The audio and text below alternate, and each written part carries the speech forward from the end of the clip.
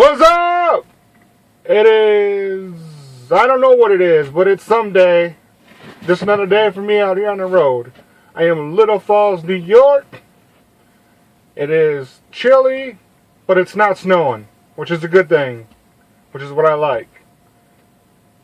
If it snows, I shut down. I don't play that game no more. Too many wild and crazy drivers. I don't want to get caught up in anybody's messes. Anyways, all I have is my cell phone to make recordings, so any of the cool videos I wanted to try getting into, I'm unable to do right now because it's just my cell phone. My laptop is broken. Don't have the funds to fix that, so I figured I'll give you some more truck driving basics for newbies, I guess. Number one, once you get in a truck, you'll have the option to take cash advances. Try not to do that, because it does hurt your paycheck, and then before you know it, you'll be stuck in the cash advance with your company, and when you get a bad week and you use the cash advance, you could have a negative paycheck. Breakdown, sometimes you get to a shipper that holds you up for 2 days, or a receiver, or your load was just canceled, or there's many things that can go wrong. So your number one best bet is not to use cash advances unless you really, really need to. Alright? Number two, most companies are using electronic logbooks, which are good. So they keep you out of trouble. Don't drive more than 11 hours in a 14-hour period. Nothing wrong with that. Right? Try to log it legal as possible. When you get out of your truck, make sure you're on line 1. You get back in your truck. If you're not driving, go back to line 2. If you're doing anything truck related, work, moving the truck, put yourself in line 4. Just so you're CYA, you're covered. If anything goes wrong, Mother Nature throws a tree branch at you, or a tornado comes out of nowhere. If you're doing something truck related and you're moving that truck, but you're showing yourself in a sleeper berth or off duty, you could be in big trouble. Because they're going to look at us and say, well, you weren't even supposed to be moving a truck. That's all you got to say. So, it is rare that stuff does happen if you don't legally log where you're supposed to log, but DOT, FMCSA wants you to log everything you do, so just make it legal. Yeah, some days it might hurt your paycheck, but majority of the days, logging legally is not going to affect your paydays. I mean, typically you're always going to be able to go 500 to 600 miles in a day, maybe a little bit more if you can go faster. I'm stuck in a 63 mile an hour truck, so I figure the most I'm going to go is 600 miles a day. Some days it's a little bit more, some days it's less. Depends too if you get a lot of freeway driving, or if you're stuck going on 2-lane highways with a lot of stop and go traffic, and a lot of Sunday drivers out there. And other days you get drivers that just want to fly past you, which is cool, but then they get in front of you and they slow it down, which really defeats the purpose of them flying past you if they're just going to go slower than you wanted to go in the first place. A lot of four-wheelers just don't like to be behind you, because when you stop, it takes you 5 minutes to get up to speed sometimes. So they know you're going faster than them, but they'll still fly around you, knowing that you're going to get up to speed, and they're going to be slowing you down now. So they'd rather have you ride in their butt rather than pulling away from them for some reason.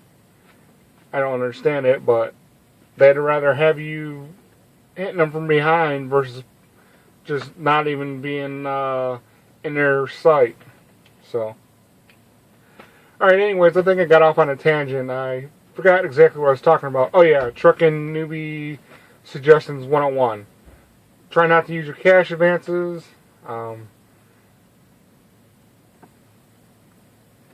Try to obey your speed limits. There's a lot of people that like to go speeding in work zones. There's a lot of people that just like to go speeding regardless of what the situation is. Yes, a lot of the times there's not going to be cops in the work zone, and cops are here and there. Some days they're out like a wildfire, and some days you don't ever see them. But it's not worth it. You get a good speeding ticket on your record, a lot of companies won't want to talk to you for a couple of years. If you get on like 10 miles plus over, like doing 65 in the 55 zone, yeah, you're going to be stuck with that company if they don't want to terminate you yourself. Because of the CSA 2010, a lot of companies have strict guidelines about getting busted for speeding regardless of what it is. Not only because you get affected, they get affected. You lower their score for them, so you're hurting that company, and the longer they keep you on board, the longer their score stays down. And other companies don't want to hire you because if they bring you on board with that bad record, their record will go down, their score for CSA 2010. And then on another topic I want to talk about, well, it's related to people that are new, and is dieting. I made a mistake when I was 21. I jumped in the truck. I ignored my trainer. My trainer, Dewan, he was a cool cat out of Michigan. Anyways, he saw the way I ate every day, because I wasn't used to having money in my pocket every day. Every day I'd stop at a Pizza Hut, I'd stop at Popeyes, I'd stop at KFC, I'd stop at a restaurant, and I'd eat non-stop. So he predicted to me, back then I was a skinny run. I was only like 200 pounds, if that. I barely had any kind of belly showing on me. I thought I was going to be a lucky one and be skinny for my life.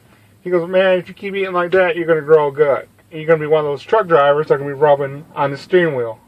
I said, no way in heck. I'm skinny for life. This is the way it's going to be. Well, unfortunately, lo and behold, 13 years later, approximately 220 pounds over my ideal weight, according to the BMI schedule that the doctors say. I know I'm at least 150 pounds overweight for being 6 foot 1 inch, 6 foot 2, depending on whose scale you're using. So, I am in jeopardy of losing my medical card. I thought I was going to lose my medical card a month ago. I was expecting not to get passed for my DOT physical due to my size and the fact that I did not lose any weight. A year ago, I was warned. I was told to get back down to 300 pounds if possible, and otherwise I would not get passed. Well, I didn't lose 50 pounds. I gained 50 pounds. Now, I have this weakness for pizza. I like to eat pizza all the time, like a Wendy's, and sometimes I'm big on McDonald's. It comes and goes. Some days I just don't like McDonald's, and other days I just can't get enough of it. So you really gotta try your best to eat healthy. And number one, if you're a pop addict, cut the pop out. As hard as it is, stop drinking pop. I am trying. My longest record is 3 weeks. But if you can successfully get pop out of your system, you might get headaches for the first few days. But I notice a major energy improvement when I get pop out of my system. I get headaches, like I said, for the first few days. But once it's out of my system, unfortunately, the downside is the craving is there. Like, the longer I go, the more and more I just want to buy a pop. I just want to go into a restaurant and say, give me 20 glasses of Pepsi or something like that. My first 6 years of driving truck, I was huge. I'd buy a case of pop every day, not realizing what I was doing to my body. Like I said, I would go through 50-piece nuggets at one meal. I'd eat, like I said, whole large pizzas. I still eat whole large pizzas when I get them from Papa John's or Domino's. Papa John's usually, because they got the best pizza, in my opinion. I've never had a problem with them, so expensive, but they got great pizza. But anyways, you really got to watch what you eat. Try to stay healthy as possible. Limit yourself to like once a week eating fast food places, whether it be pizza, Wendy's, And I know that's kind of hard for me to give out advice when I'm not sticking to my own advice. But maybe I can get help out there, people that stick to my advice and help me give me the strength to do it back. Right now, I got less than 2 months. I got until May 17th to lose 30 pounds. I was told a month ago when I got my renewal to lose 30 pounds. But unfortunately, I have not made a real attempt. I mean, every time I do, within 48 hours, I fall off the wagon and I go to Wendy's or I go to McDonald's again. Or I go to Papa John's. My big thing is when I got to my terminals, I've been in such a habit where I just order Papa John's immediately. As soon as I get to my terminal, I'm there overnight, Papa John's. I go on my phone, order from online, boom, eat a whole pizza, sometimes breadsticks and some sodas. And then from there for 2 nights in a row, I went up to dinner again. I went 2 weeks ago, matter of fact, I had Papa John's literally every night for 6 days in a row. Never got tired of it, never got sick of it. Now, that was the only thing I was eating. What the problem is, when you're eating a whole pizza, that's like 8,000 calories to 12,000 calories, depending on what pizza you have. And then you add the breadsticks, then the soda. I was eating 15,000 calories a night, easy. That's way too many calories. I think, I don't know why I eat so much, I just do. I think it's if I got money available, something in me just says, go eat, go drink. Yeah, it's a sad lifestyle to be stuck in, but for the part of me, I am trying to break it, because I do not really want to be medically denied from driving. And plus, I know I'm a high risk right now for heart attacks at any given moment. I am starting to experience health issues that I grew up watching my mom have, and my mom is still having, because she is too a heavyset woman. And I never thought I'd be following in her footsteps when it comes to weight, but it turns out I have. So I'm trying to find every nook and cranny I can to nip it in the butt. So, alright, that's enough babbling for right now. I might come back later on with another video, or tomorrow. Maybe I'll be more organized with what I'm saying. So, recap for today. If you're a newbie, try not to get hooked on that cash advances. Try to limit yourself to 1 fast food meal a week if you can. Try to eat healthy if you can. Don't get carried away with the food you do eat. And try to exercise when you can. Until next time, have a good day.